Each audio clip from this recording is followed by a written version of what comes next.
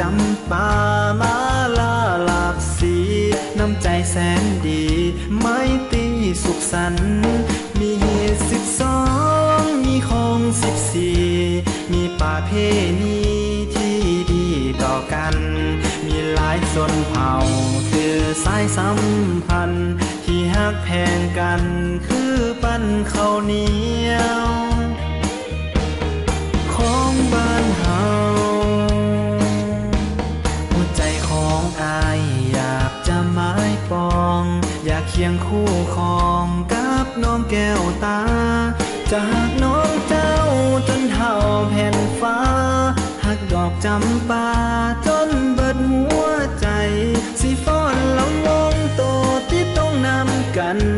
ไอเป่าแค้นขวัญให้น้องฟ้อนเกี่ยวใส่สิบ่ฮักไผสิฮักเจ้าเบิดใจผู้สาวทินใดก็บ่คือบ้านเฮาสาวลาวคนเดียว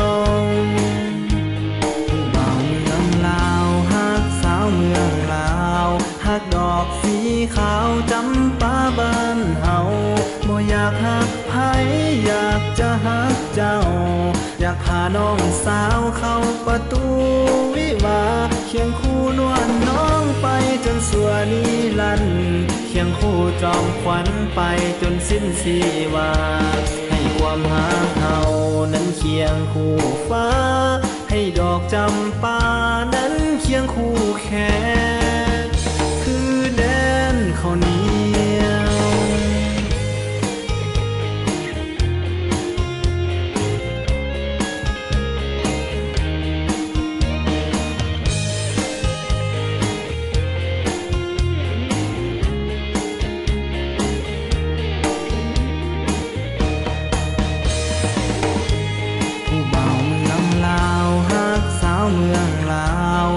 ดอกสีขาวจำปาบ้านเฮา